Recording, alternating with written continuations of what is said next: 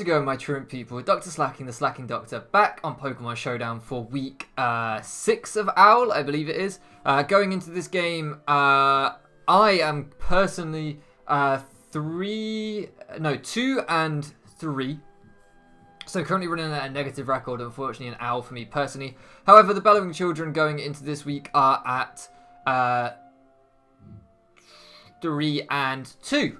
So we still have a positive record for the team as a whole, but me personally, I'm running at a slightly negative record. My teammates have had to help me out this season so far, and this week I really wanted to change that. I haven't gone negative in a league since early PBA, and I didn't want to stay negative. So this week we're going up against Luke, who's a good friend of mine.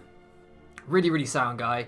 He is the captain, I believe, the captain of Clout 9. One of the teams in the other division, so this doesn't directly affect our playoff slots in terms of it's not someone in our own division, but it's still a really important game in the playoff race. We do currently look good for playoffs, but we need to keep pushing on, and we need to get a couple more wins, and then we're pretty much tied up. So with that in mind, I'm just going to run you through the team I brought very quickly. We have a Terrakion, which is Expert Belt Adamant. Not a lot of speed in this Terrakion, quite bulky. With Substitute, Earthquake, Stone Edge, I think, and Iron Head. The idea being I kind of bait in Toxapex or Jirachi or Clefable. These are the kind of things that he might switch into me. I mean, even Jirachi isn't the best of switch-ins to me.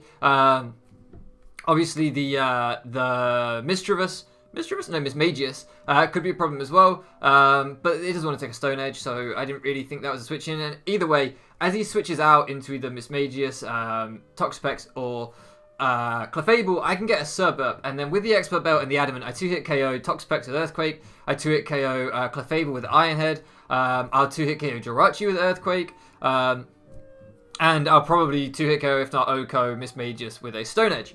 So that's the idea of the Terrakion set. And then the Nidoking set, it's just a Scarfer with Earth Power, Sludge Wave, and Ice Beam, I think. I'm not sure of the third coverage move. It definitely wasn't Fire Blast, so I think it was Ice Beam. And then I have Toxic Spikes on this thing. The idea being I can set up T-Spikes, bait in the Toxapex, and then I can try and get Rocks up on the Toxapex and pressure that. I don't see the Toxic Spikes as that essentially in this game. My hope is that maybe I can try and get Clefable Poison, because if I can get Clefable Poison, I can find out if it's Magic Guard or if it's Unaware, and that's going to become relevant as I go through this team. So that was the kind of thinking there, but it's not essential to get Toxic Spikes up and make them last. What's really more important is just trying to bait in that Pex so that I can get some damage on the Pex, and so that I can try and get my Rocks up as well. Which again, I'll get onto in a second. So next up we have Salamence. Salamence this week is, again, Adamant, this time a Dragon Dance set. So it's Dragon Claw, Iron Tail, and Earthquake with Moxie, and the Steelium Z. The idea being we can set up on most things. The Clefable is definitely his Moxie Salamence check. I can then try and blitz through Clefable with a Steelium Z boosted Iron Tail. I just have to play it carefully. He has great switch-ins in the Toxapex, for example, to steal coverage. So, you know, I need to not just blow my load on the Z move and make sure that I use it at the right moment. I've got to try and get in his head a little bit.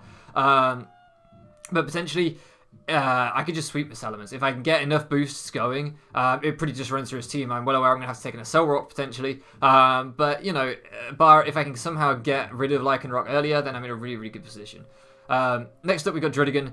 And, oh, sorry, I should say as well, the Iron Tail into Clefable, that will kill whether he's unaware or not. That's the idea with the Steelium Z, is that he can bring unaware all he wants, but it's going to die with the Steelium Z. So that's the kind of thinking, whereas if he's unaware with just regular Iron Tail and I set up, one, Iron Tail's accuracy is kind of bad, and two, it's only going to do about 50%.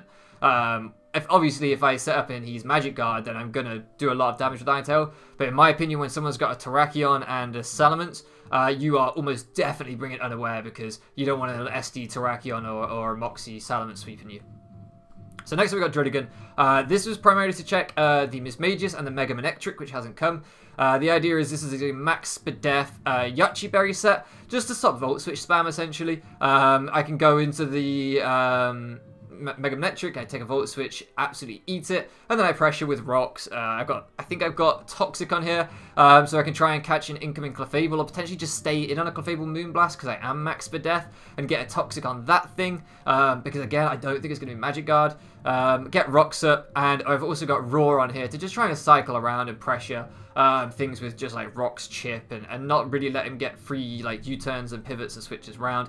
I am Mold Breaker to make sure I can hit Miss Magius with Earthquake, because this is what it's a secondary check for.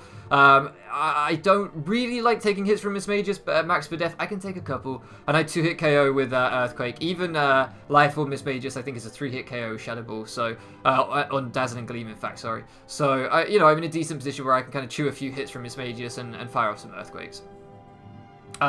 Next up we have Strongful out of Reuniclus. Reuniclus this week is a calm mindset. It's max Fizz Def essentially, with just quite a few points slapped into speed, sort of around 30 to 40 points slapped into speed. In fact, no, I think it's more like 50, to make sure we absolutely outspeed Toxapex. I don't want Toxapex being able to haze me, and so we're running Psychic as well this week instead of Psyshock. Psyshock's often better for things like AV users and whatever else, but in this case, I think Pex is definitely going to be physically defensive. With a Terrakion on the board, I think you always bring Pex physically defensive to try and chew close combats and stuff from Terrakion. So I think that Psychic just makes way more sense than Psyshock here. And if I'm right, and if he is physically defensive, with Calm Minds up, I can just completely clean Oko that Toxapex, which would be so sweet. So that's the idea there. And as I say, making sure we outspeed so that we don't get hazed down. Then we also have Shadow Ball, just so we can hit that Jirachi, otherwise Jirachi just hard balls if it's just Psychic. And then Recover, of course, for longevity. We are Magic Guard with Leftovers, and this is just supposed to be unbreakable, essentially. We're supposed to sit in and be fat and be hard to break. Looking at his team, his ways of breaking me are Miss Magius if it's Specs and I haven't got boosted, or Jirachi if it Iron Head flinches me down, maybe... like a banded Lycanroc Crunch if he got the flinch as well. Something like that too. Maybe like banded, even banded Serena's not going to do enough. That's the thing. Nothing really but Specs, Miss Majors if I haven't got enough boosts up, and Jirachi with Iron Head flinches, and maybe a banded Lycanroc Crunch. That's about it, and even then it's pushing it. And then last up we have this Togekiss set, which is completely useless. He has a Haxorus on his draft, and this Togekiss was just max Fizz Def, Leftovers, Protect, Dazzling Gleam, Baton Pass, Wish. The idea being that we came in on Haxorus, we protected on his any potential coverage / Z move to see what it was. If he doesn't have a Z move for me, he can't Oko me. And if he blows a Z move on me when I protect, then we're in good shape. And Dazzling Gleam obviously to hit that Haxorus. That's really all it is. Otherwise, Haxorus just can sweep. Haxorus can completely plow through this team. Maybe Reuniclus can take one, but Reuniclus is my win condition, so I don't want to lose my win condition to his win condition, because that just means the rest of his team are in much better positions if he's kind of broken me.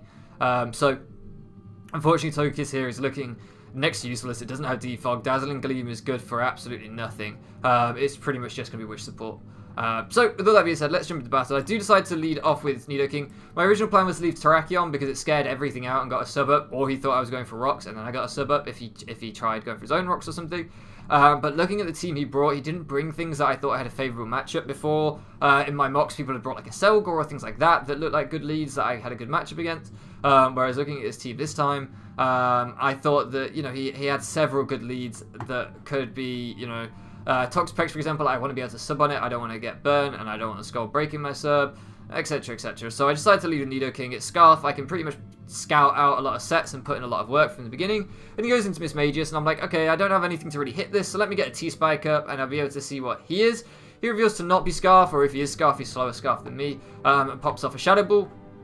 Now, this was a really weird turn for me. He does 67%, and I ran this through the calc, and this was shown to me, and it turns out I was wrong, but this was showing to me that he was Spooky Blade. I still to this day do not know what I put wrong into my set, because he into my damage calc. He sent me his set after the game, so I know that it was Specs now. But yeah, it wasn't showing as that on my calc. I'm not sure what I did. I really am not. Or if I loaded up a showdown set and on the regular calcs they're not max special attack or something. I don't really know. Doesn't really matter. Regardless, I'm getting this show. Maybe I had a different Nidoking set in. Maybe I hadn't updated my Nidoking set, and this is an older, bulkier set. I don't know. But regardless, this is showing to me as Spooky Plate. So I'm like, okay, that means he can switch his moves up. That's not ideal because I don't really want to go into Druddigon, take a Shadow Ball into a Dazzling Gleam. It's not really ideal. If I'd known he was choice locked, I might have gone into Druddigon because then I'm pretty sure I could take 3 or at least 2. And if he decides to bring in the Pex, I get my rocks up and then I get to EQ the Pex. That's the idea. That's why I led as well with Nidoking. My thinking was, let me get a Toxic Spike up. He has to bring in Pex, as I'm just going to go straight out into Druddigon because Druddigon's my dedicated Mismagius check. So that was my kind of thinking. He now knows I'm Scarf, so he is 100% clicking Shadow Ball again here because he knows I'm Choice Locked and I've got to switch or sack this thing. So I'm just going to go into Togekiss. As I said from Team Preview, it looks to be pretty useless. But what I might be able to do here is if he decides to stay in, he does 40%. I'm like, he might stay in, even with my lefties. He might just stay in and try and pop me down. So I'm just going to go for a Wish and hope he stays in. He actually goes straight out to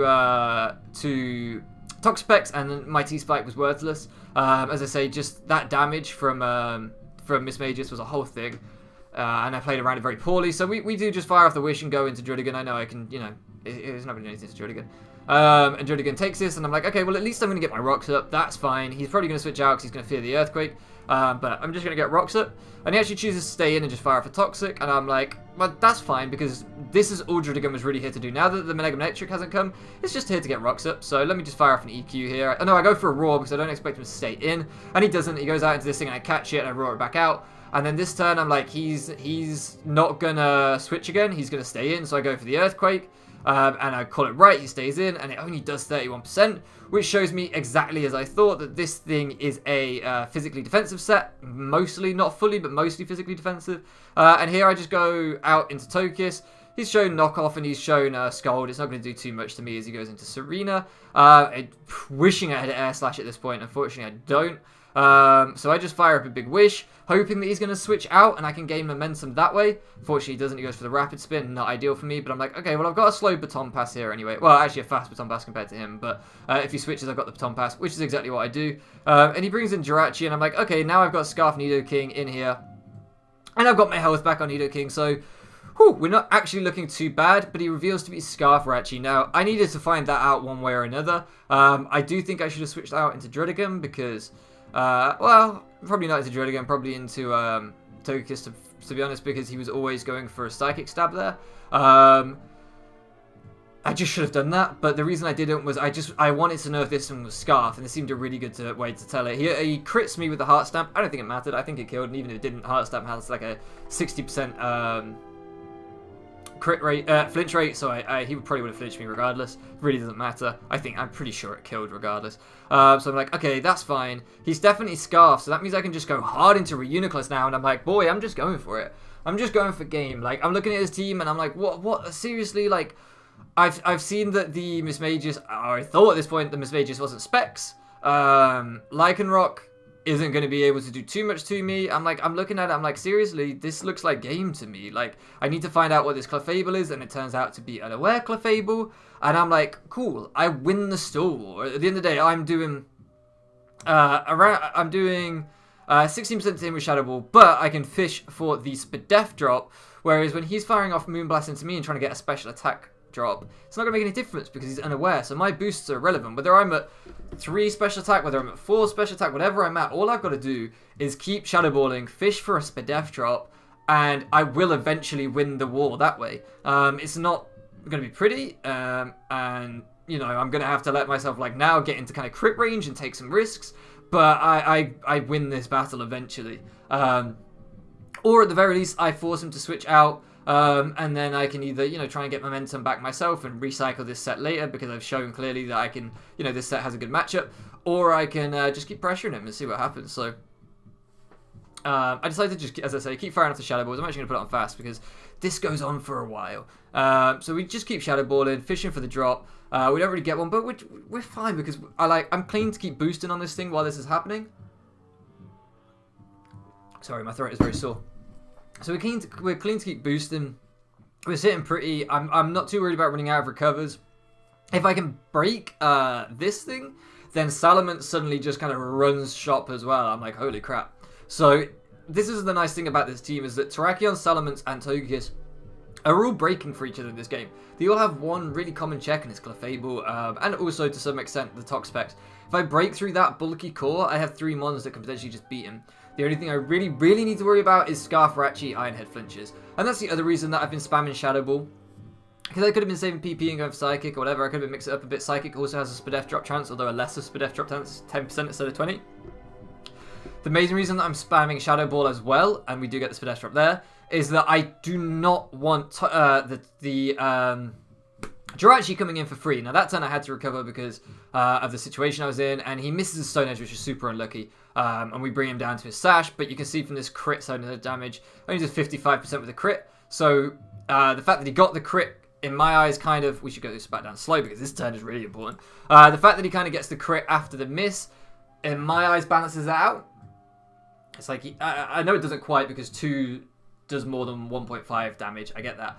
He didn't do as much damage, but you know what I mean. It's like, Stone Edge has a high crit rate, but also a good miss chance, so that's Stone Edge. But it still only does 55%, so, we would have taken 2, and I could have recovered off the first one more than likely. Anyway, and then he goes out into Miss Magius, and he actually tricks me his choice specs here, and this I was like, the reason that I stayed in here is because, like I said, my calc showed me spooky play. I spoke about this with my team afterwards. If I had known he was specs, I wouldn't have stayed in because it makes sense that he brings this in if it's specs. Whereas to me, I'm looking at it and I'm like, why did you bring this in? You have a Jirachi. I'm on 49%. I was 100% expecting to switch out into something to preserve my Reuniclus here. I was like, okay, we'll get Reuniclus in later. We'll recycle because he's going to go Rachi and Ironhead flinch me down. It's not worth it. But he doesn't. He goes into this thing and I'm just like, oh, does he think he can break me? Like, maybe he's nasty plot. He's going to try nasty plotting on me.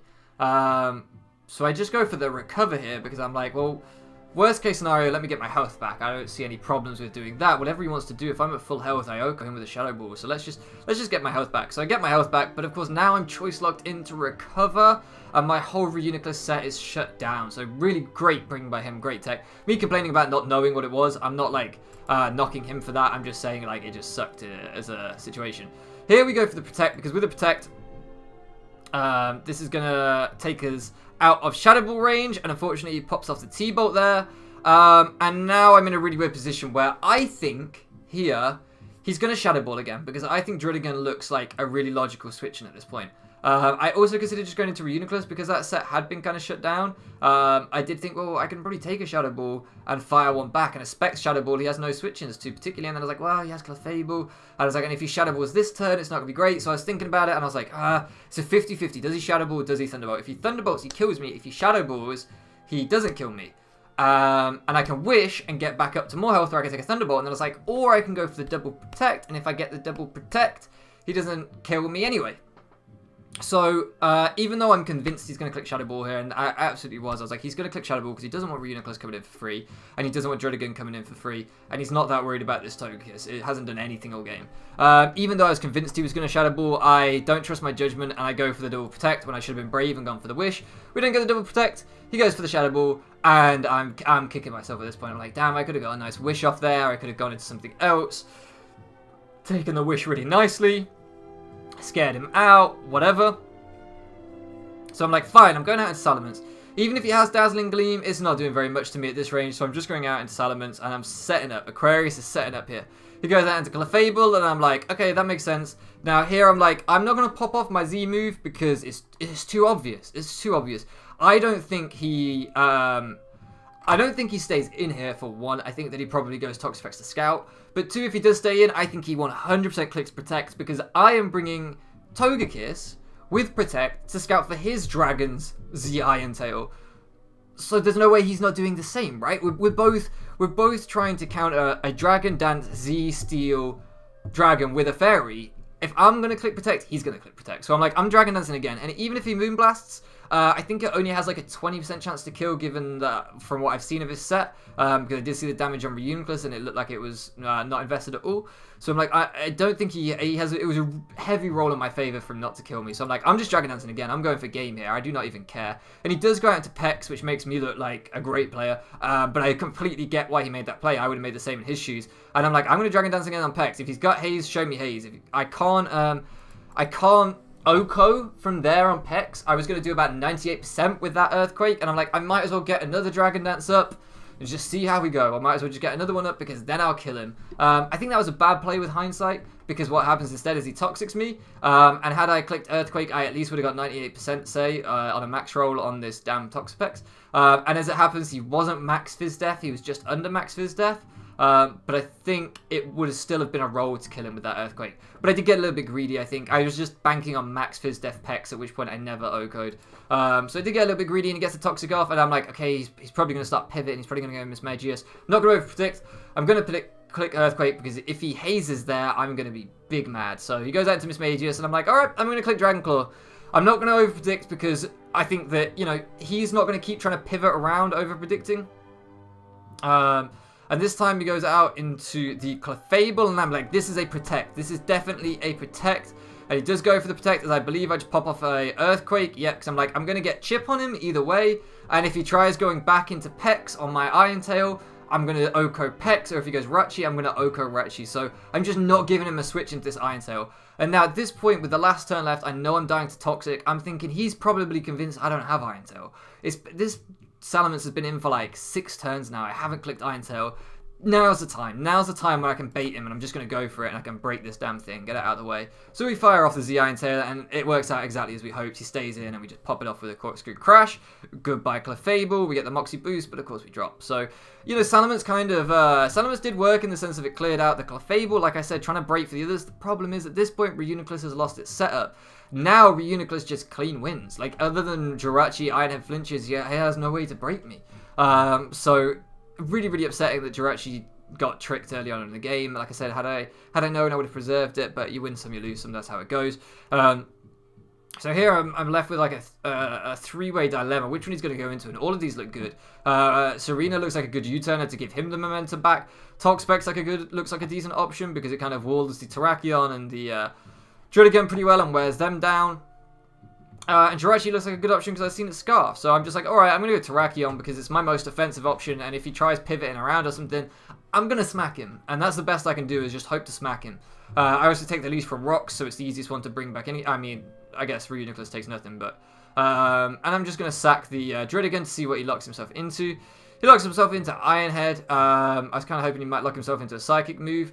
But I can take the Ironhead as long as I don't flinch. And what I'll do if I Earthquake him here is I put him in Psychic range. But we flinch. And the kind of idea here was that if that didn't flinch, I go into Reuniclus. Reuniclus is at 99% health. My Psychic should kill him because it's a Spec Psychic. My Spec Psychic should then kill Pex without too much trouble. And then it should then kill Serena without too much trouble. However, as Luke rightly pointed out after the game, when I discussed it with him, I was just saying, like, that was my thinking. That's why I went into Terrakion and tried to go for the Earthquake there. He rightly said, well, yeah, but if you'd taken me down to, say, like, 10% with Rachi and gone into your Reuniclus, he was like, I probably would have just, like, sacked Pex or Serena, brought back in Jirachi, clicked U-turn, pivoted out, took, like, 50% on Reuniclus, and then just kept U-turn spamming. However, because I was max Fizz Def Reuniclus, I think there's a chance that we still could have come off better in that encounter. I'm not entirely sure those plays would have won in the game. There's just no way we can know, that's the thing. And as I said, the big thing with that is that if Jirachi just carried on Ironhead flinching and Reuniclus, I would never have beaten it anyway. So, and it did outspeed me, so... You know, he could have just U-turned once and then Ironhead flinched once, and maybe that would have been enough. I don't know. So, that kind of sucks, but we're just going to go out into Jirachi here, and we're going to go for the Shadow Ball. It's the best thing I can do. I know I'm never going to break Pex, but, you know, it might get me some differential if I can break this thing, or if I can break the Rachi. So, I'm just going to keep spamming Shadow Ball. It could get Spadef drops, so, you know, if I Spadef drop the Pex, and this thing, maybe... The problem is he's got Synthesis on this thing, and I don't have any recovery anymore.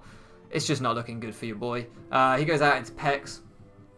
You see that did 26%, it did literally nothing. And I fire off another Shadow Ball. And here we're getting all the bloody drops. The Clefable earlier, no drops. But right now we're getting all the drops. It took like 20 turns for a drop on Clefable, I swear. But here we're getting them. He can stay in because it still doesn't do very much. But he goes out to Serena and I just fire off another one. And I am starting to wear him down with these switches. I am starting to, you know, get chip. He clicks the Aromatherapy there, I think just a PP stall, unless he misclicked him, I'm supposed to click Synthesis, I'm not sure. We crit him, that would have been so nice if we picked up the KO, don't think it would have made a difference though. We're just going to keep Shadow Balling, you know, fishing for crits, fishing for drops. Essentially though, this just turns into stall. I'm gonna fast forward it here because now you've seen the crit and the 2 drops, that was pretty much my only hope. but it does 40%. So that's why I'm saying, you know, maybe you still would have won anyway between a combination of that and Jirachi Ironhead flinches, as they both outspeed me. It may well have been that he'd broken me anyway in that end game, regardless of the Ironhead flinch on Terrakion. I probably would have needed a crit from Terrakion to win the game, to tell the truth. So it is what it is. And we go down. There we go. Strumpful finally fates at turn 60. GG's my man Luke. It sucks to go 2-4 in Owl. I'm really, really gutted. I am now going to spoil my teammates' results because I forgot to do that at the beginning of the video. This was the deciding game for the week. So Aquarius won and Steven lost. So sadly, this was the game that lost us the week. Really, really devastated, to tell you the truth. Absolutely gutted. Been very hard on myself after this one. I don't think I've played well enough in Owl. I don't think I've liked my draft. But that brings me on to two important points for games coming in the coming weeks. If you've stayed this long, shout out to you. We have 2 trades coming up. A Z captain change. And a temporary coach change on the team. Excuse me. Note to self, don't drink cider during a video. It gives me gas. Anyway, we have Eevee Master joining the team for Aquarius for 2 to 4 weeks. Aquarius has midterms exams and some real life stuff going on. Obviously, real life always comes first. Education always comes first. So Aquarius is just going to take a little break, 2 to 4 weeks. They will be back. But Eevee Master, who was on our team last season, really good friend. I'm sure you guys are familiar with his name if you followed our last season. He is going to be back on the team covering. So shout out to him and thank you to him for stepping into the breach to help us out.